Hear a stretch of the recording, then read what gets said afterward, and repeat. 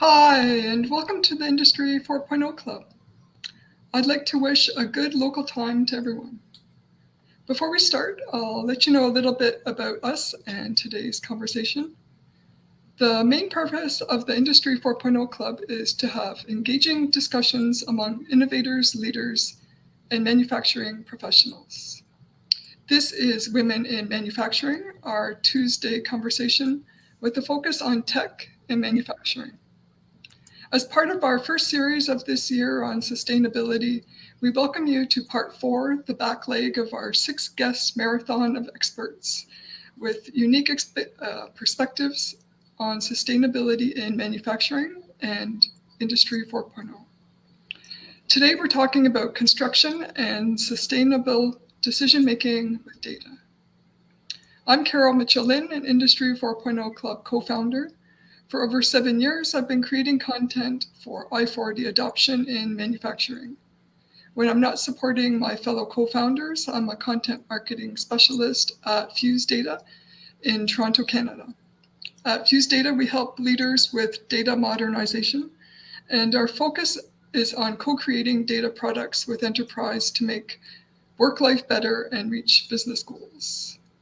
I'd like to introduce my co-host and fellow I-40 Club co-founder, Grace Donovan.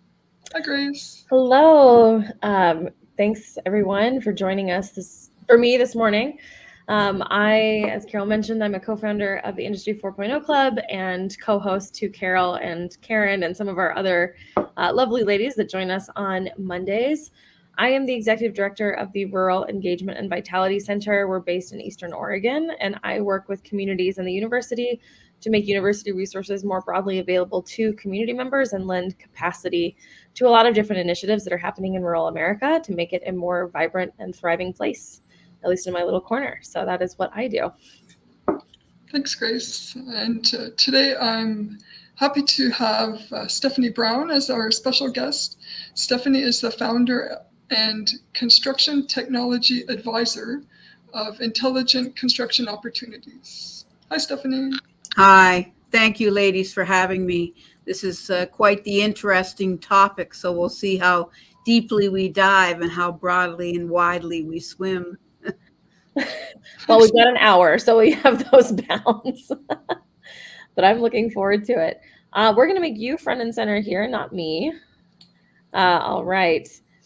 But thank you for joining us. We're really excited to have you here. And perhaps to kick things off, could you tell us a little bit about yourself and your career journey that brought you to ICO, or Intelligent Construction Opportunities, today?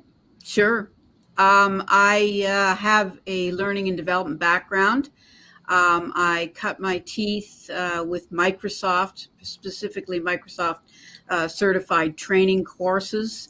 So I advised in learning and development courses for people that were actually just getting into servers and how to do those kinds of ways of managing on-prem the different applications that they wanted. So that was not only the construction industry, but obviously financial industries as well, which were a lot of the consumers of Microsoft's products, specifically Excel, the many different ways that went. And then, of course, in terms of how they managed their mail exchange servers and so on and so forth.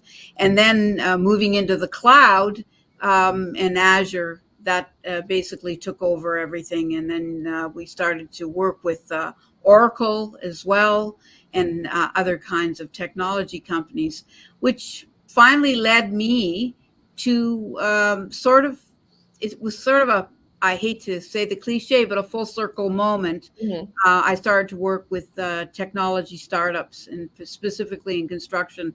My family is from construction in the sewer and wastewater management.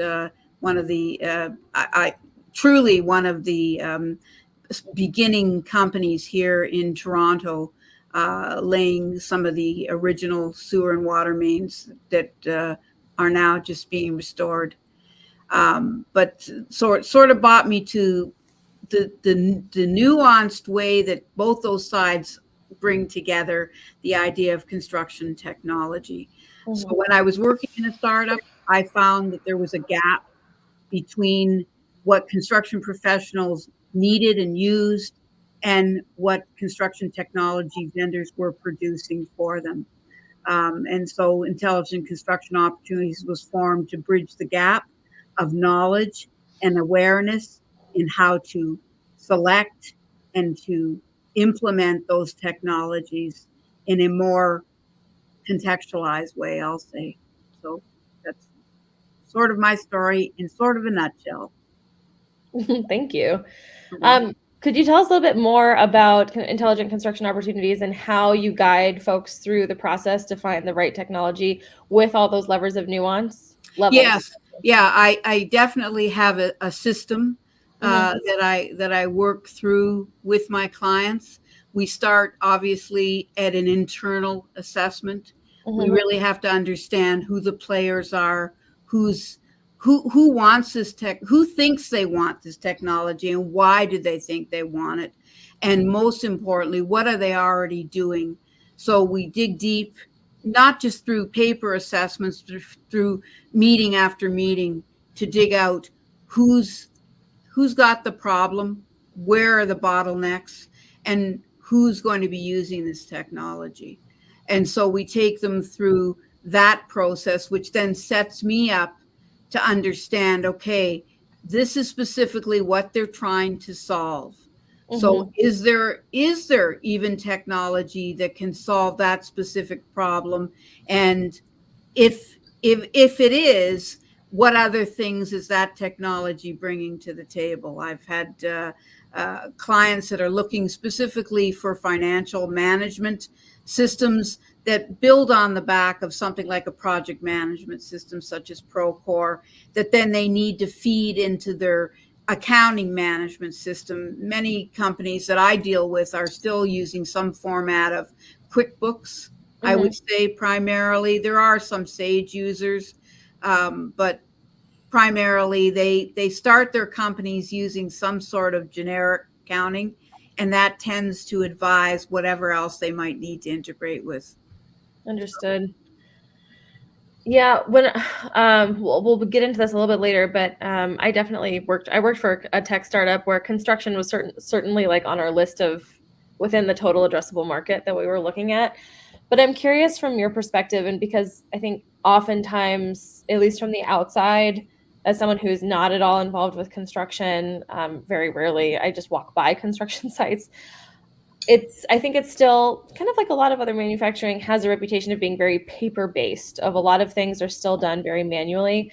Could you perhaps give someone like myself a more updated picture of how technology is currently being used in construction, whether that's worker connected solutions, again, the admin side? I think you can follow the money. Hmm. I think it's safe to say that if you fit in the SMB bucket of construction, you are using some form of a digital accounting system, like I Hmm. just referenced QuickBooks, and and maybe even a builder trend if you're more on the residential side of things, and maybe you jumped into a project management in some way, shape, or form. A project management serves, but I think generally speaking, paper Hmm. paper will always be used because it's quick and dirty. What what we struggle with in construction is the continuity of the digital output, I'll say. Hmm. So accounting is certainly using it, but are the time cards on Yeah, and site? that's more what I was kind of Yeah, getting at.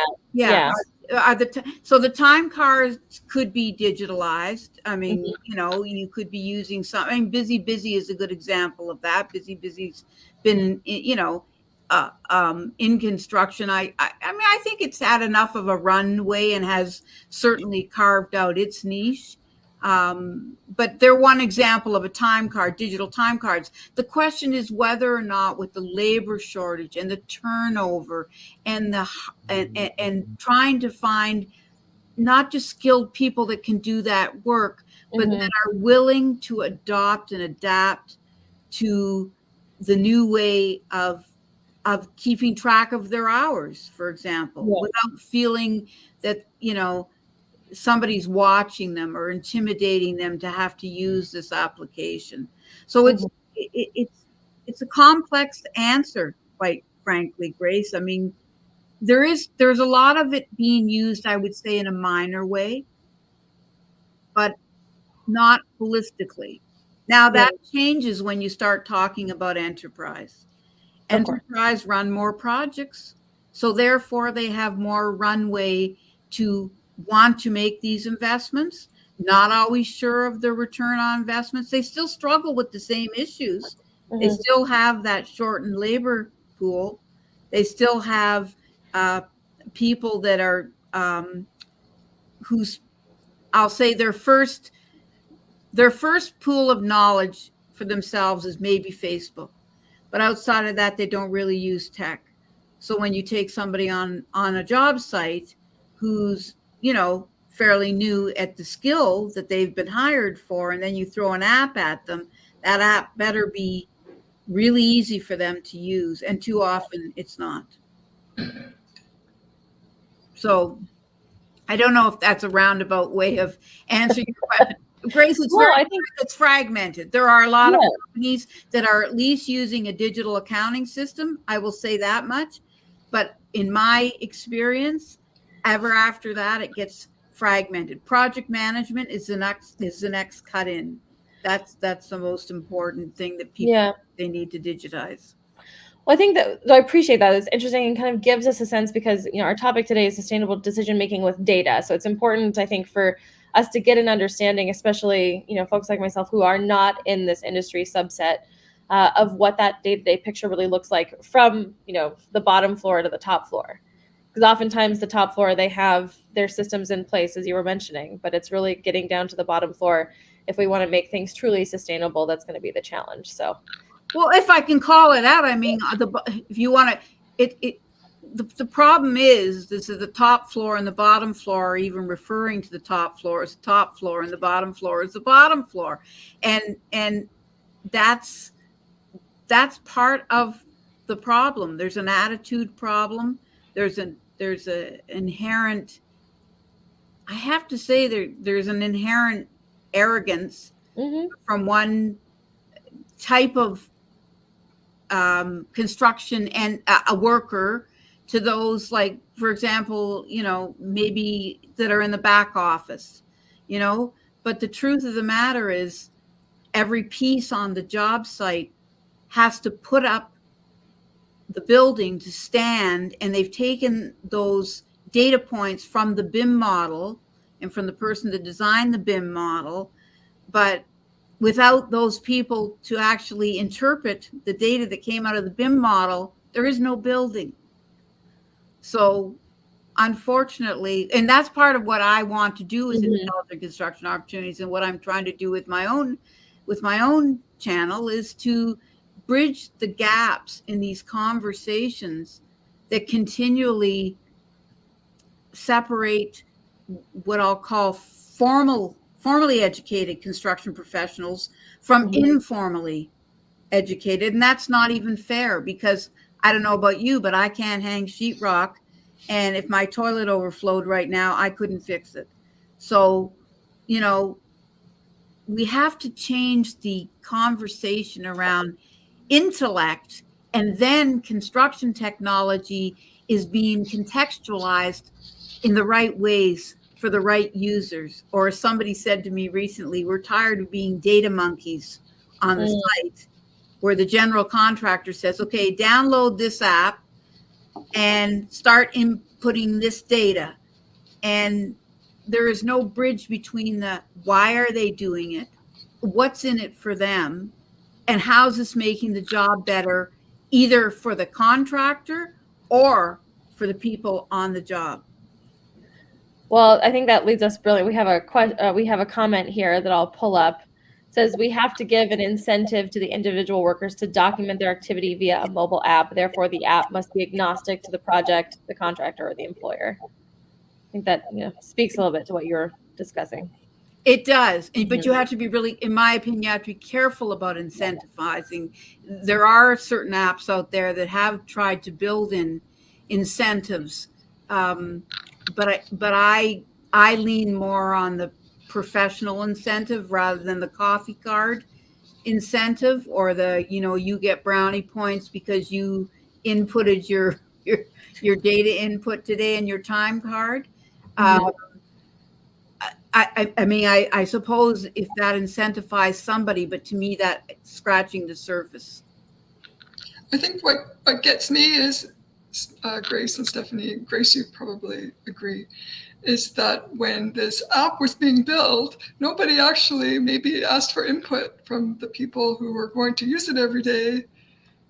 Well, that is a part of what Intelligent Construction Opportunities is doing, is insisting that those end users be at the beginning of this conversation, as I described my step one in.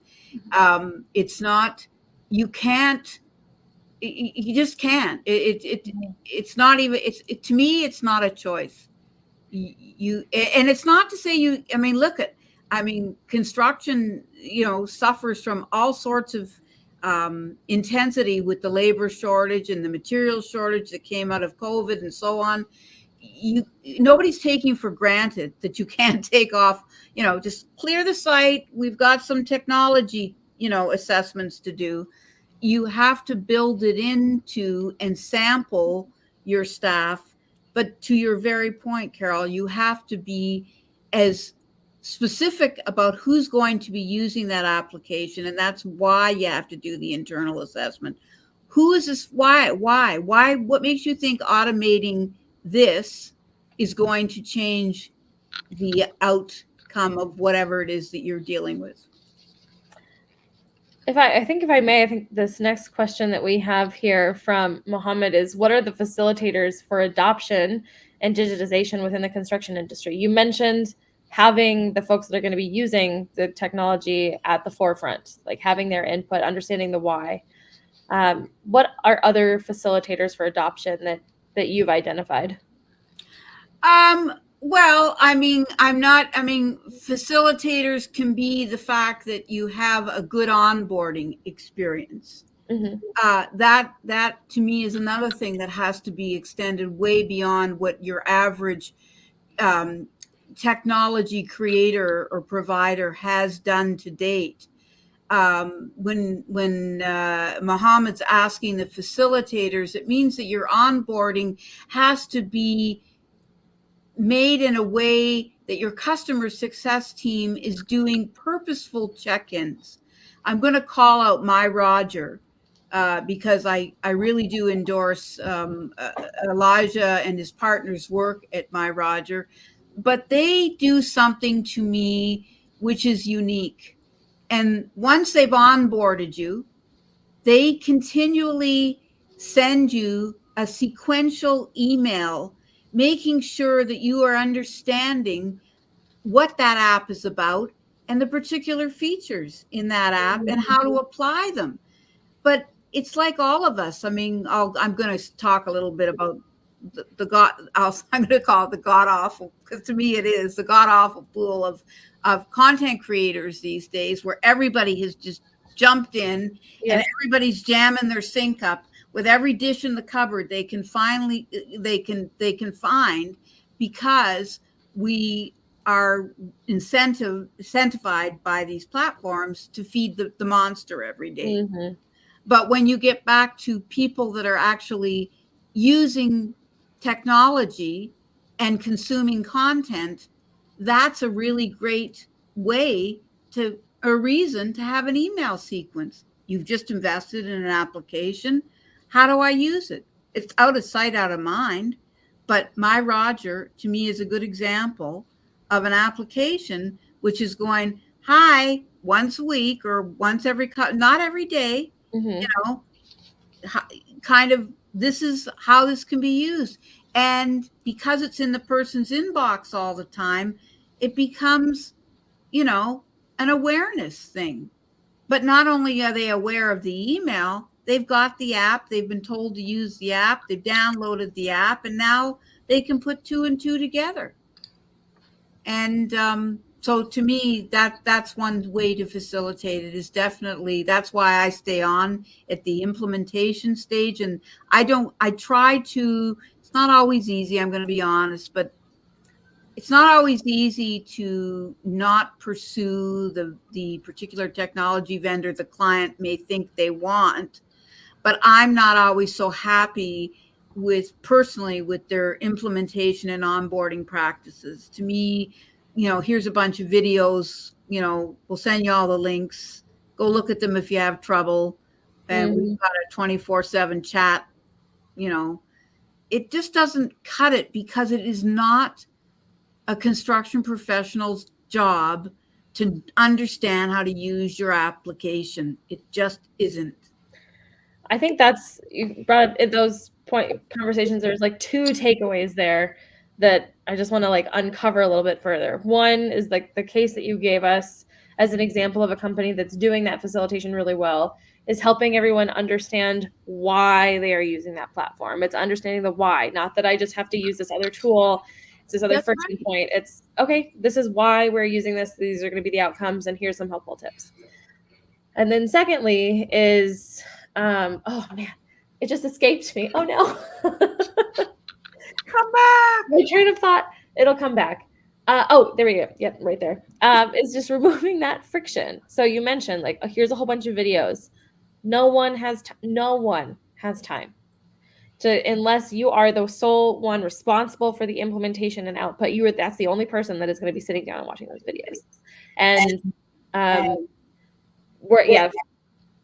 sorry, I'm getting a little feedback for myself, but removing that friction. No, but you're getting excited. You should get excited about it too, though, Grace, because what I want to do is, like, if we can't bring the dirt out from under the rug, we're not going to fix it.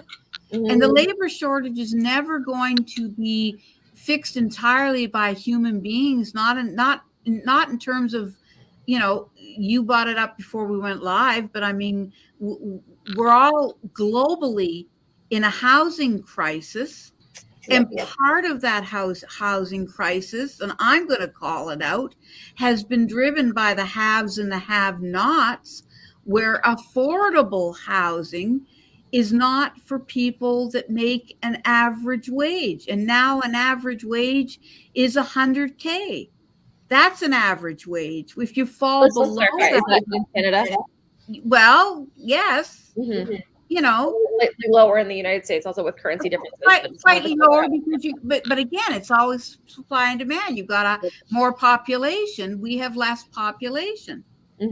But I'm not saying that there aren't people in this country that can not survive under that. But I'm saying to you, on average, you certainly can't afford to put an affordable roof over your head unless you're, a couple of decades in with paying your mortgage down and so on and so forth.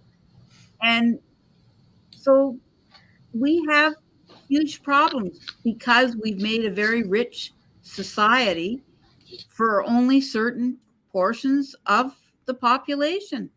And ironically, construction workers, at least when they initially start, that's who also needs housing, ironically. Oh yeah, we could swim down this hole for sure with the missing middle. That's something that I'm doing a lot of. There's a lot of missing middle. Yeah, there's your next one, the missing middle. But I think this kind of the points that you bring up. I think there's an underpinning of questions of sustainability around those questions, right? Do we have enough housing to kind of support our people and the citizens that live in our respective nations? Have we set up a sustainable structure for that to happen? And then we can get into the sustainability kind of at the construction level. So wanted to kind of steer things in that direction. Well, when we talk about sustainability in data, I mean, I'll quickly get back on the site for a minute. I mean, they are the data collectors. So it depends on the initiative of the contractor and the architects, for that matter, that have, built the models of which the structure will lay with the contractor to get it built, obviously. So it takes two initiatives, and for whatever reasons, it's driving either of those parties to want to have a sustainably built structure. And certainly the materials that they choose to build it with and how they handle that waste. Um, I know that Enterprise has their arms wrapped around it, certainly here in Canada. Schneider Electric is one for sure that has been banging the door on the sustainability for a while, but they're big enough to do it. Mm-hmm. And Pomalore is another one that's, gotten their feet wet in it. Ellis Don has Bird Construction, but they have to be large enough to have enough projects to roll out a program, for instance, which is, for example, just in terms of waste and being able to haul away the waste off of the site, and how are they doing that sustainably, and what kind of trucks are they doing, and is it for concrete, is it for rebar? Mm-hmm. And by the way, I mean, I think a lot of us are sometimes think that when we talk construction, we're thinking only new construction. The majority of all construction projects are restoration projects for obvious reasons. So sustainability is huge, and it is the larger companies like the ones that I've just named off. But there's also, there's those in the States as well. I mean, to me, the usual suspects are DPR and Turner. I mean, they have enough projects going on at a time that they can sustain, pardon the pun, a sustainability program. Yeah.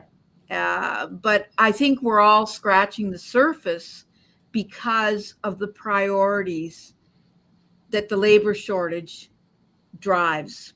Mm-hmm. Well, welcome back to video, Carol. Yes, thanks. Yeah, I did have a video issue before we jumped on, and it's fine now. Thanks. Now, I did want to ask you something, Stephanie, and I hope I didn't miss. No, I don't miss it. But we have a guest coming on next week who's a materials scientist. Mm-hmm. And since we're talking about construction and materials is a big thing, I just had to ask while I have you, and I wanted to know what when it comes to materials, building materials specifically, what kind of conversations are the builders having? And I think one conversation. I mean, I have to separate it by the haves and the have-nots in construction. The larger companies are having conversations, and some of them are having it specifically around concrete. Mm-hmm. I think you can leave off the smaller contractor, because unless that contractor has a certain value and ethos, and they start their contracting company with that value of sustainability as one of their practices, generally it tends to be, the materials will be used if they're affordable first. If they're sustainable also, great. But first of all, they have to be affordable. So where I want to go with this is the concrete. Concrete is often the quote unquote least expensive choice.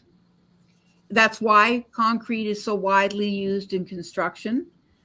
And some of the ways that they're trying to deal with this, and I also think this is maybe why Cemex has got their toe in the water with certain clean tech and investments that they've made from their venture side for their startups.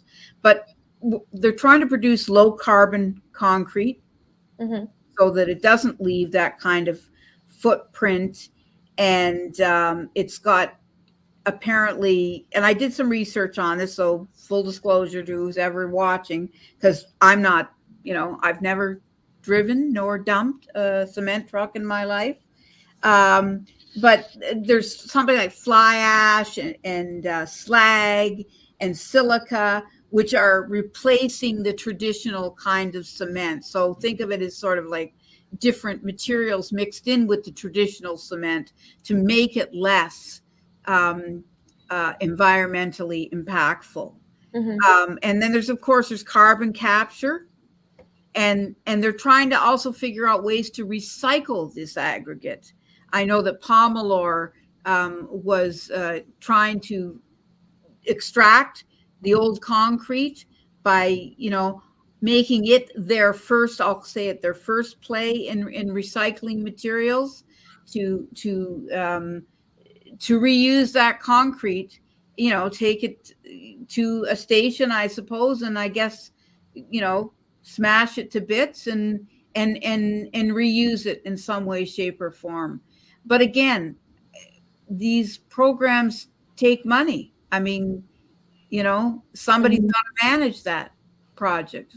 Somebody's got to make sure that old concrete's hauled away and used how and for what and for who. And you can bet that there's got to be some resale value to what they're hauling away, or there probably isn't going to be much incentive for them to do it as a bigger, broader practice on their projects. So, building on the concrete use case, is there a tech overlap? For example, are they putting sensors in the concrete?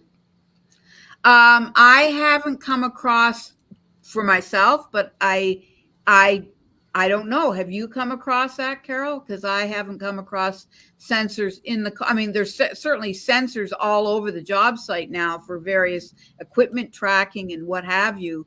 But as far as the actual materials are concerned, no. But what's interesting though? There are a lot of technologies out there now for being able to assess the amount of waste on your site. I think, again, this is where I think the gap lies. There's the reality in the job site, the practicality on the job site to be able to have a sustainability program, whatever it is, whatever material you're connecting it to. And then there are this broad, and it's quite broad actually, a broad number of apps on the market that are there just to help with the waste management, not just in construction, but certainly can be applied to construction. So I think, that's again, in my opinion, two different industries kind of creating for the ideal, but not understanding how does it apply in the practical. You've brought up again in the concrete use case the reuse and repurpose or recapitalize on waste products, and in this series, Grace and I are asking all of our guests, about the reuse, and we from the research we found that the reduce, reuse, and recycle were like the core 3 E's for a long time, but there's a lot more to it now than that. There's repurpose, resell, and we're curious about your thoughts and which is meaningful to you. Well, I thought about this actually, and I'm going to have to go with reuse. I think, it's either recovery and reuse. But I think recovery first has to come, because what can you recover, right? Like what is on a construction site that is being refurbished or restored that you could recover? What's the cost to recover it? Because all the way through this, you have to keep asking, where's the money? Where's the money? Where's the money? Right? Because even if you wanted to be benevolent, you said, okay, all the construction concrete that comes off of this 3-story restoration, and we're only going to leave the facade on the front, and the rest is all going to be ripped and torn down. Who's going to haul it? Who's going to pay for that? Right? Are those diesel trucks? Are those special, EV? I mean, I'm riffing here, but I mean, that's how complex even that conversation is for that one type of build. So that's why I'm saying it is only the larger companies that can have to me, again, Schneider sticks out for me because they have they seem to have a very holistically wrap their arms around a sustainability program in construction. And there are others, but they're not as how they're doing what they're doing is not as publicly known. I did want to share, some apps, certainly in the waste assessment area, which I think, at least if you can wrap your arms around assessing, how would a construction company assess the waste that is happening on your average site? I mean, whether they're doing hospitals, I mean, there's rarely commercial builders that are doing it all. Mm-hmm. Right? So the good news is there's a little bit of continuity in the types of waste that they would be dealing with. So I don't know if that helps you, but I mean, it's, my answer is you have to recover it first and assess it for the monetary cost of removing it, and then the monetary resale, and where are your markets for that, if there are. No, I really have enjoyed this because it's sticky. There's no necessarily clear answers. I think we're very much in the weeds, but I kind of appreciate that, because throughout the series, there's a couple things that are, we can look at almost as objectively, this is what sustainability is about. But as you get into each different industry, it looks so different on the ground. And I think one of the things that we're, discussing here is it depends so much on scale.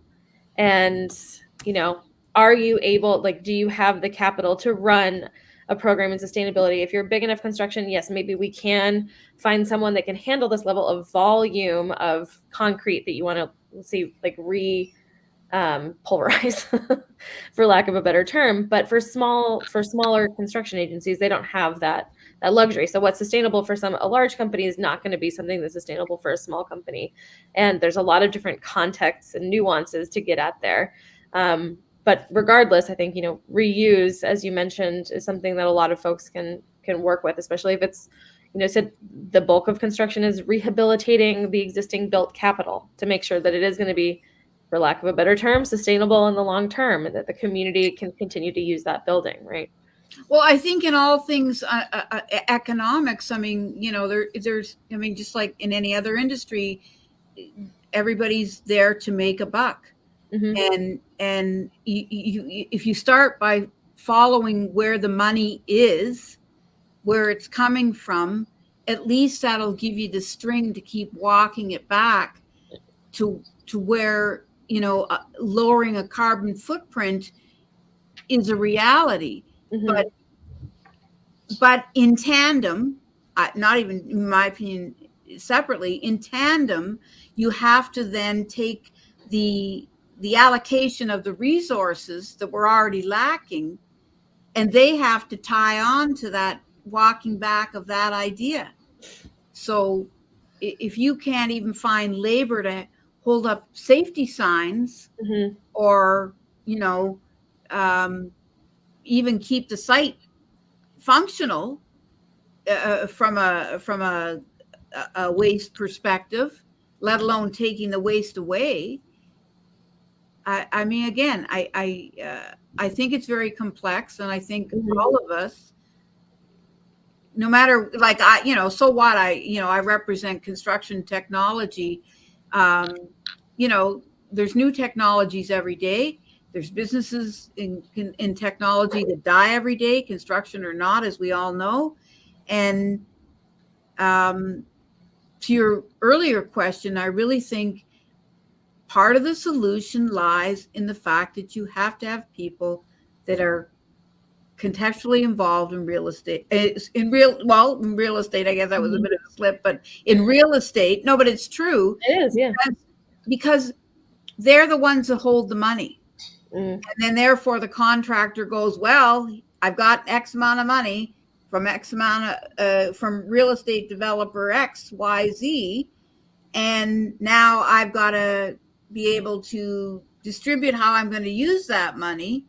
And and that just tells us all that it's all interconnected.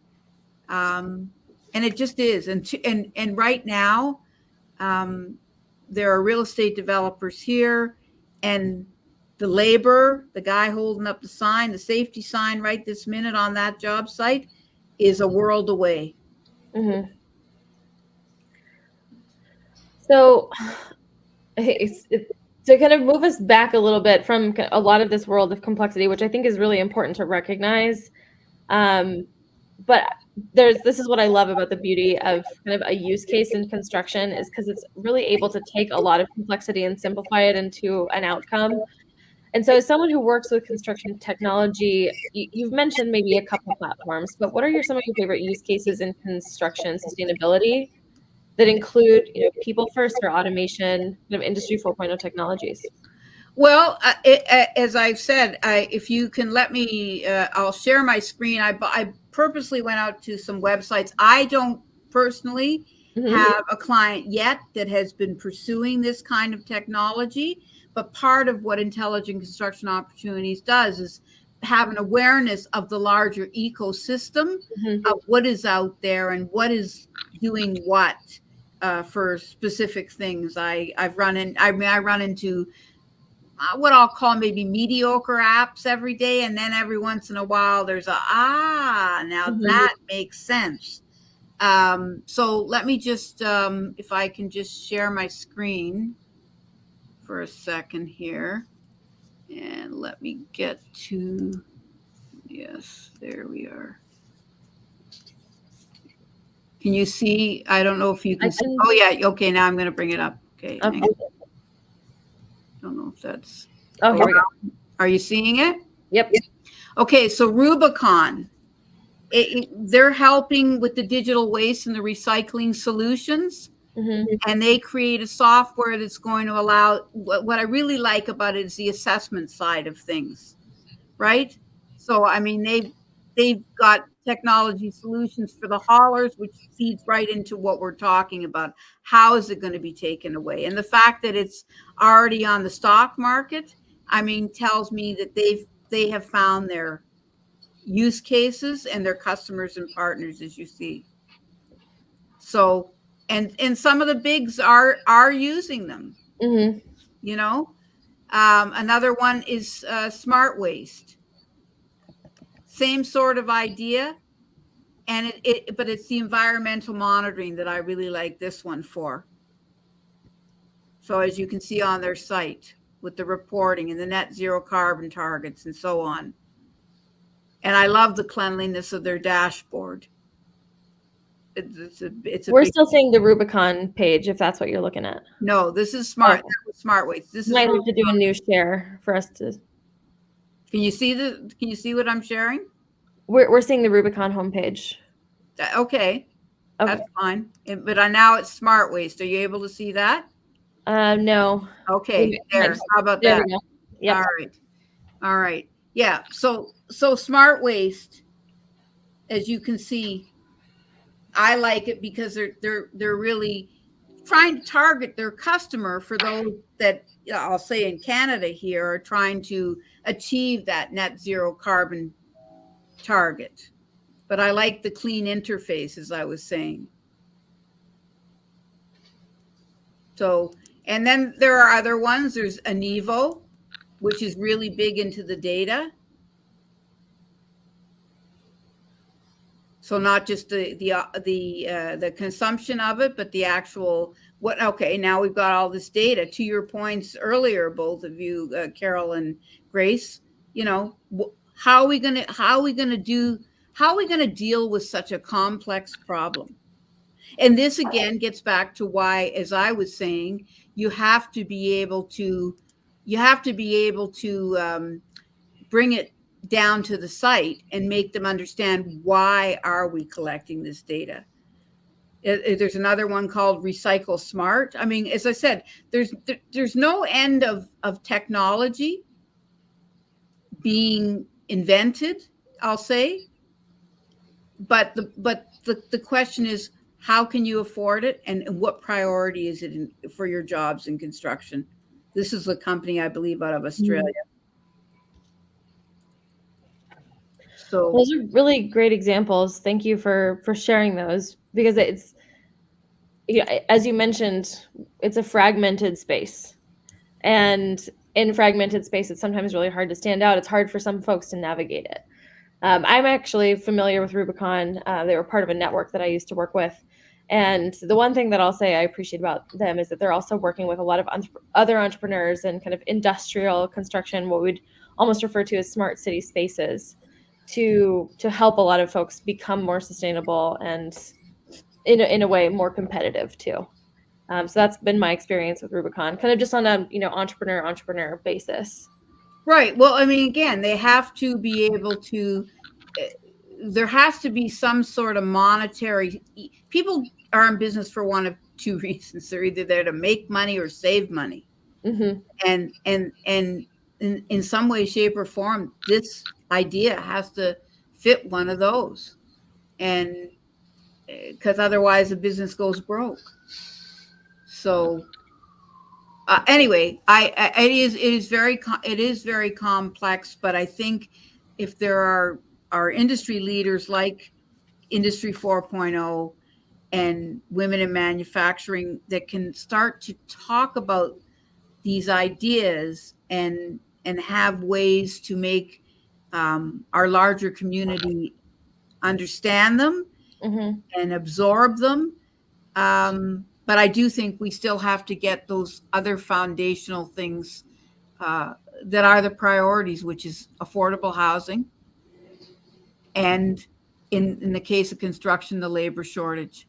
And this is also, I mean, that also brings up sustainable materials, though, as well. I mean, that's why 3D printing has Yes. taken off. I was hoping we were going to go here.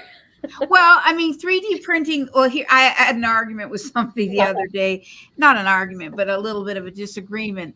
3D printing, yes, will absolutely help some of this affordable housing issue, but land is still land, and land is expensive.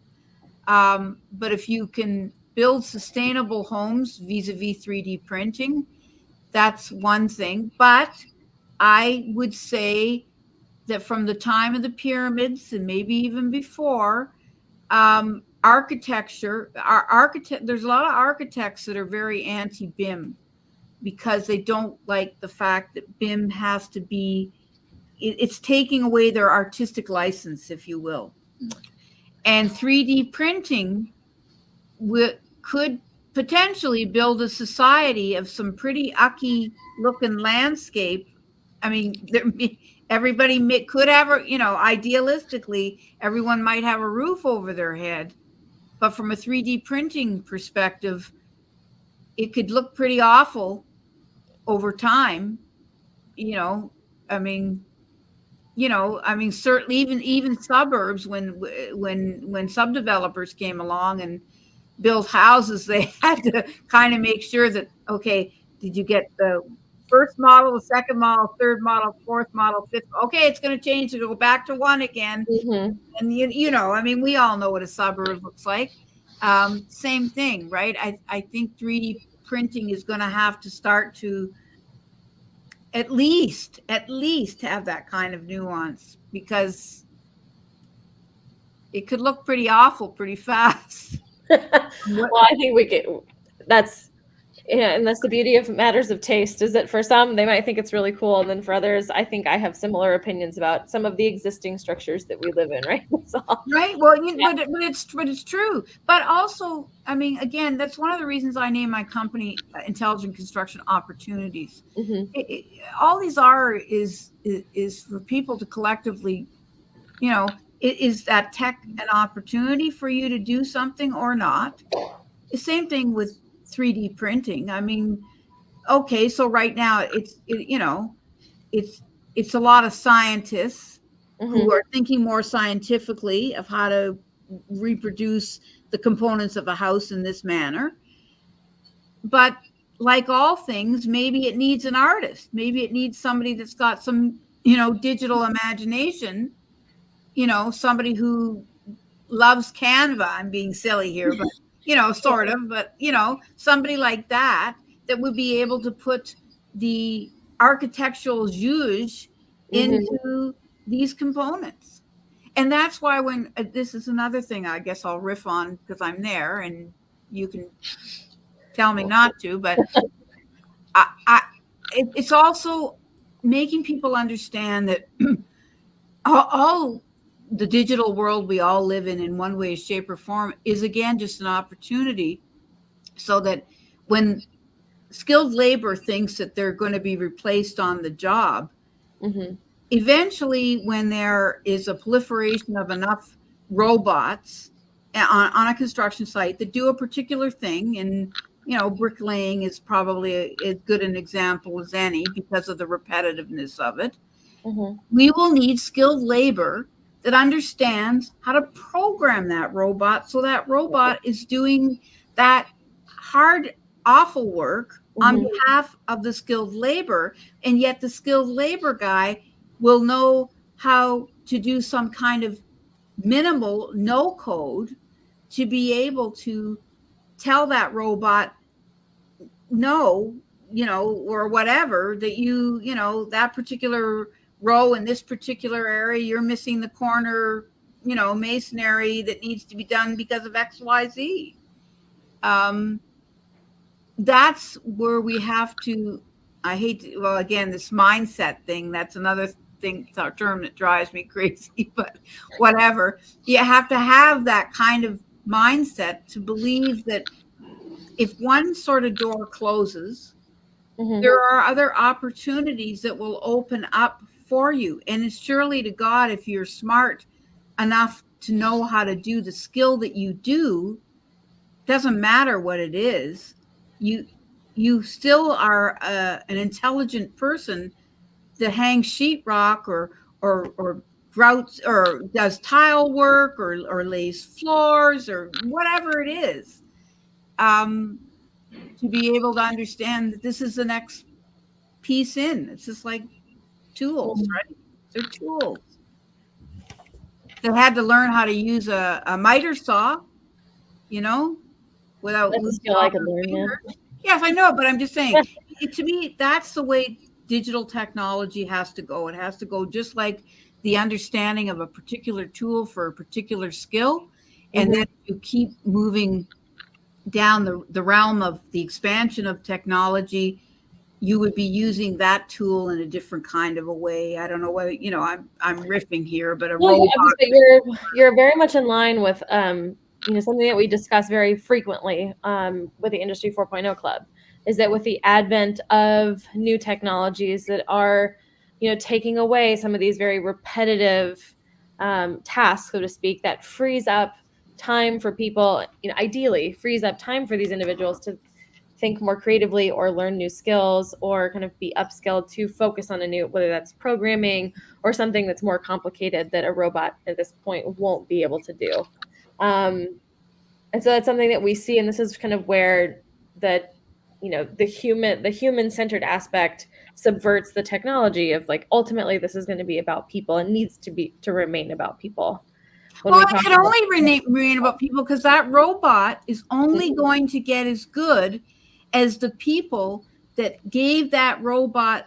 It's a program. It's a program, and it happens to be a chunk of steel that's programmed to stick that was built to look like it has an arm.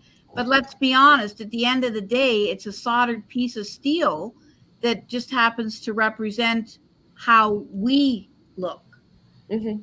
That's I mean, so, and yes, they've gotten slicker and cooler and all of that, but still, it's no different like with AI. I mean, how did AI get so smart? How did ChatGPT come into existence? It's because these big companies had the wherewithal to go and scrape human knowledge and literally put it into some digitized form that now is complex enough to be able to spit it out like it looks like it's smart, but actually it's Mhm. spitting out what we already gave it. Yeah. And that's the same with robots. It doesn't matter. We have to give it. And so I don't know. I mean, I probably won't live that long to see where robots have consumed enough of this that they'll go and decide for themselves without needing somebody to lead them, to tell them, to program them. Maybe, but I won't be here for it. But again, we have to remember who has the power.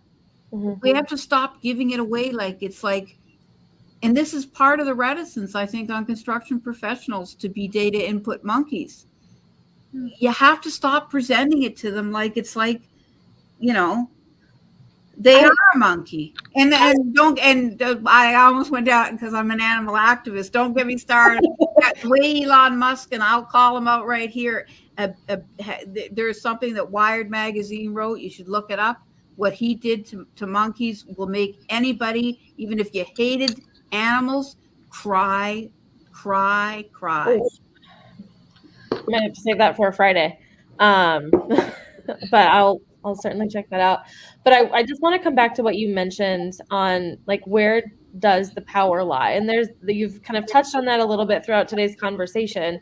But I think it is really important because I think some of the challenges, and this is just my personal observation, you may agree or not, but I think a lot of the conversations that we have on this channel are like, how do we implement technology? And a lot of times it comes there's a lot of discussions around like practical examples of where there was headbutting because there was this fear on the behalf of people of being replaced, right? There had to be kind of a mind shift because there was this perception of not having power. And sometimes that's very real, and sometimes it's just a perception. But I think it's really important, kind of in the way that you phrased it, to bring that out, is because if we want to benefit from these new technologies, we still have to make sure that people like feel and remain in a position of power on all across the spectrum, if you don't want to call it a pyramid. Does that make sense? But it is real. It is real. But what I am suggesting is now is the time to take the power back. I said to somebody yesterday about ChatGPT, you are starting to see, if you follow enough things, have enough subscribe to emails or whatever, you're starting to see the same words show up over and over and over again. And it's like, well, I guess you have limitations now, don't you, ChatGPT? You certainly aren't using a full thesaurus when you dump out your ideas for a title on XYZ, are you?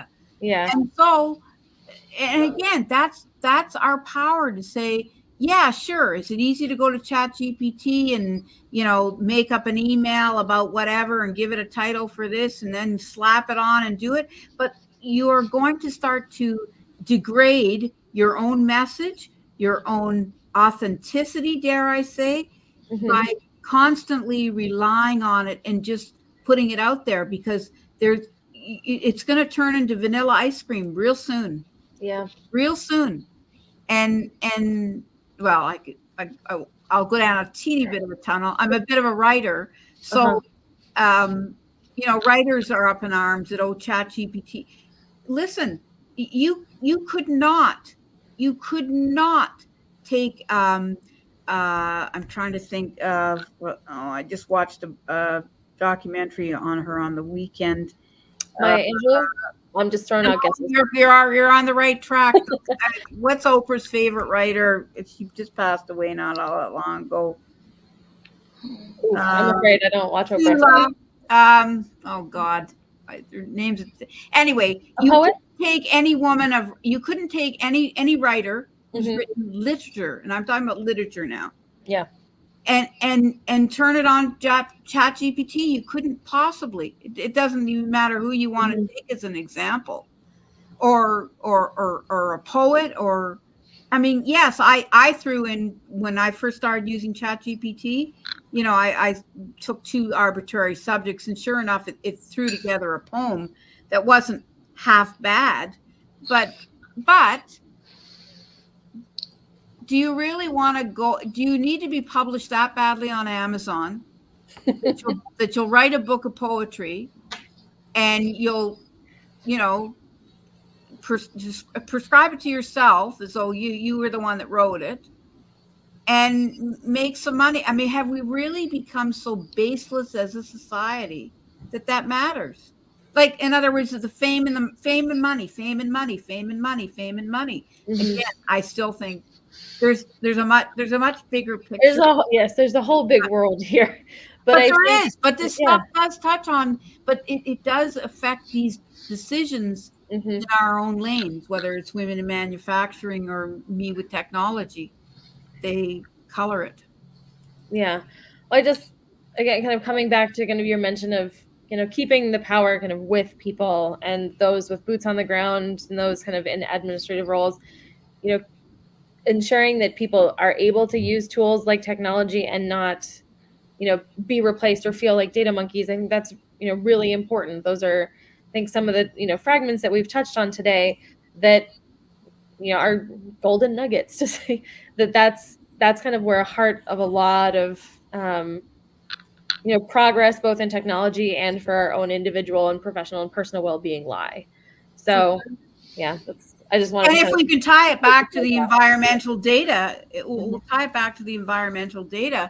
I mean, there isn't anybody that, for whatever the reasons you want to believe, whatever side of the aisle you stand on, as far as the environmental ramifications that we're dealing with now, from wildfires to floods, at the end of the day, this is scientific, that if you lower carbon emissions, maybe we won't all, in the future, be determined to waking up to cloud cover all the time.